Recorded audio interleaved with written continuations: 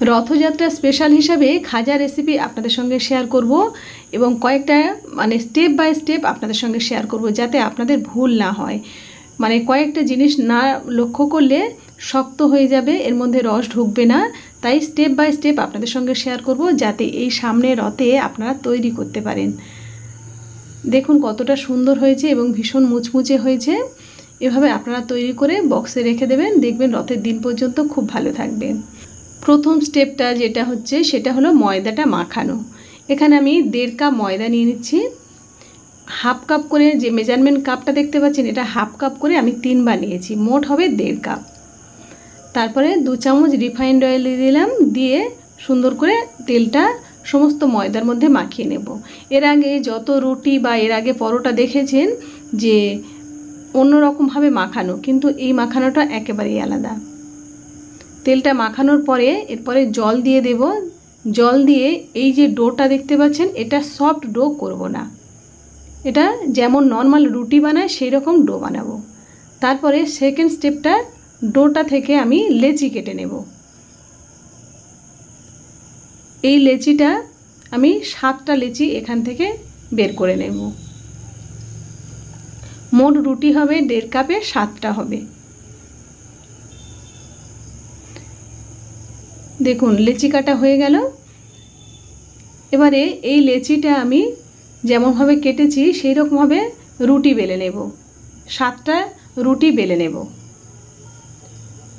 রুটিটা বেলার সময় আপনারা একটু লক্ষ্য করুন, এই যে রুটিটা বেলছি একেবারে পাতলা করে। যে যত ভালো রুটি বেলতে পারবেন তার খাজাটা ততটাই পাতলা পাতলা লেয়ার হবে এবং সুন্দর ক্রিস্পি হবে, দেখতে ভালো লাগবে, সব দিক থেকে ভালো হবে। ওই জন্য রুটিটা কিন্তু মেন। রুটিটা একেবারে পাতলা, দেখুন আঙুল দেখা যাচ্ছে, এরকম পাতলা রুটি বানিয়ে নিতে হবে। এবারে বানানোর পরে লেয়ারগুলো মাঝে কিভাবে দেব সেটা একটু লক্ষ্য করুন। একটা রুটি আমার বানানো হয়ে গেল, একটা সাইডে রেখে দিচ্ছি। তারপরে আরও একটা রুটি বেলে নিচ্ছি। রুটিটা রাখবো, এই রাখাটা একটা স্টেপ, সেটাও স্টেপ না, এই একই লেচিগুলো যখন কেটে কেটে একটা সাইডে রাখবো সেটা আমি কিভাবে রাখছি সেটা লক্ষ্য করুন। 2টো রুটি যখন হয়ে যাবে আমি দেখিয়ে দিচ্ছি। দেখুন একটা রুটি হয়ে গেছে, আর আরও একটা রুটি আমি একই সাইজের একই রকমভাবে পাতলা করে আমি বানিয়ে নিচ্ছি। যতটা সম্ভব একই রকম হয়, না হলে একই হয় না, তবুও আমি চেষ্টা করছি। এরকমভাবে একটা রুটি হয়ে গেল। দেখুন 2টো রুটি দুদিকে আছে, আমি তারপরে একটা রুটি যেখানে রেখেছি তার উপরে তেল দিয়ে দেব। রিফাইন্ড অয়েল দিয়ে দিলাম, তারপরে ময়দা ছিটিয়ে দিয়ে দিলাম, তাহলে লেয়ারটা খুব সুন্দর আসবে। তারপরে আরও একটা রুটি ঠিক একই রকমভাবে এর উপরে রেখে দিলাম। ব্যাস দেখুন একই সাইজ হয়েছে কিনা, দেখুন প্রায় একই সাইজ হয়ে গেছে। ব্যাস এইভাবে আরও একটা আমি দেখুন তৈরি করে নিয়েছি। নিয়ে তারপরে তেল দিয়ে দিচ্ছি, তারপরে ময়দা ছিটিয়ে দিয়ে দিচ্ছি।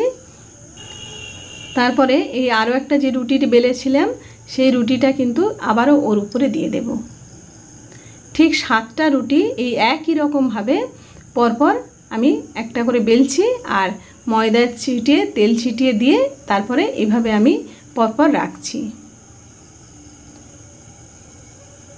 ব্যাস সবগুলো হয়ে গেল। তারপরে পরের স্টেপটা দেখুন, সবগুলো একসঙ্গে নিয়ে নিলাম।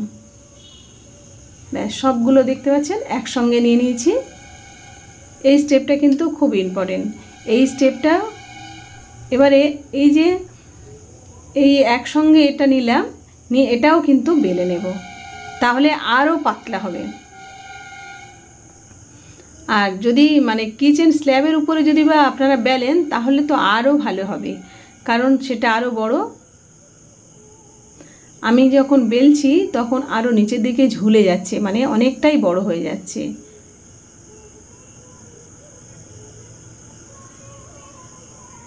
ব্যাস এভাবে যতটা টেনে টেনে সম্ভব পাতলা করে আমি বেলে নিচ্ছি। দেখুন এবারে একটা সাইড থেকে আমি ফোল্ড করতে শুরু করব। ব্যাস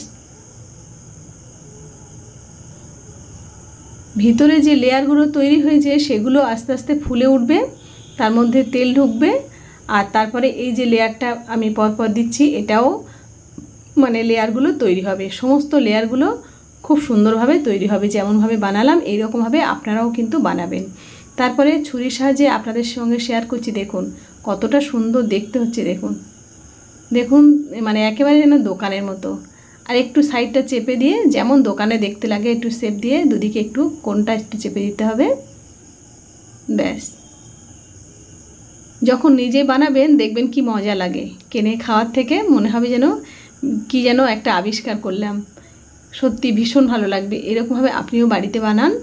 হয়তো একটু টাইম লাগে, বাড়ির জিনিস করতে একটু টাইম লাগে, কিন্তু খেতে ভীষণ ভালো লাগে এবং আনন্দ লাগে একটা, যে আমি এটাও বানাতে পারি। আপনি বানাবেন আর আমাকে কিন্তু কমেন্ট করে জানাবেন। যারা দেখছেন বানাবেন, কমেন্ট করে জানাবেন, তাহলে আমার ভীষণ ভালো লাগবে যে দেখে আপনারা করতে পেরেছেন। চেষ্টা করবেন। দেখুন এভাবে কথা বলতে বলতে দেখুন সবগুলো কিন্তু বানানো হয়ে যাচ্ছে। শুধু কেটে নিয়ে আর সাইড দুটো চেপে দিলেই তো হয়ে যায়, আর কিছুই করতে লাগে না। দেখুন শুধু মানে বেলে নিয়ে পরপর লেয়ার সাজিয়ে নিয়ে গোল করে নিয়ে কেটে নিলেই হয়ে যাবে। আর ভাজার পদ্ধতিটাও একটু আলাদা, সেটাও শেয়ার করব। আর 5 নম্বর যে স্টেপটা দেখাচ্ছি সেই স্টেপটা হলো জল দিয়ে দিলাম, দিয়ে আমি মিশ্রি দিয়ে দিচ্ছি। আপনারা এখানে চিনি দিয়ে দিতে পারেন। দিয়ে আমি একটা শিরা তৈরি করে নিচ্ছি। এই শিরাটা নিশ্চয়ই আপনারা জানেন, একেবারে চ্যাটচ্যাটে হবে না আর একেবারে পাতলাও জলের মতো হবে না, এরকম একটা শিরা তৈরি করে নেব। আর তারপরের স্টেপটা হচ্ছে ভাজার পালা। ভাজাটা কিন্তু একেবারে ইম্পর্টেন্ট একটা জিনিস। এখানে কড়া তেল টকবক করে ফুটবে এরকম তেল একেবারে দেবেন না। প্রথমে কড়াটা গরম না হতে হতেই তখন আপনারা এগুলো ছেড়ে দেবেন। এই নরম অবস্থায় আস্তে আস্তে ভাজতে ভাজতে তাহলে এগুলো একসঙ্গে শক্ত হয়ে যাবে। তারপরে আস্তে আস্তে ওলট পালট করে দেবেন। এটা কিন্তু একটা খুব ভালো টিপস। এটা খুব ভালোভাবে মনে রাখতে হবে যে নরম অবস্থায় আমি যখন তেল একেবারে গরম হবে না সেই অবস্থায় দিয়ে দেবেন। আর এখানে পাতিলেবু রস শিরার মধ্যে দিলে তাহলে খুব চ্যাটচ্যাটে ভাব হবে না, আর তারপরে পাতলাও থাকবে না, এটা ঠিকঠাক থাকবে শিরাটা। ওই জন্য পাতিলেবু রসটা দেওয়া হয়। খুব চিটচিটে ভাব আসবে না, তাই পাতিলেবু রস দিয়ে দেবেন। দেখুন আর সামান্য একটু যখন চিট এসেছে তখন আমার এদিকে গরম হয়ে গেছে ভাজা। তারপরে এই গরম অবস্থায় আমি কিন্তু শিরার মধ্যে দিয়ে দেব। ওদিকে শিরাটা একটা গ্যাসে বসিয়ে দিয়েছি আর এদিকে ভাজাটাও হচ্ছে, ভাজা হয়ে গেলেই শিরার মধ্যে দিয়ে দিয়েছি। এবারে শিরা থেকে তখনই তুলে নিন, নিয়ে একটা জায়গায় রেখে দিয়ে ঠান্ডা করে পরিবেশন করুন। কেমন লেগেছে জানাতে কিন্তু একদমই ভুলবেন না। ভালো লাগলে লাইক দিতে ভুলবেন না।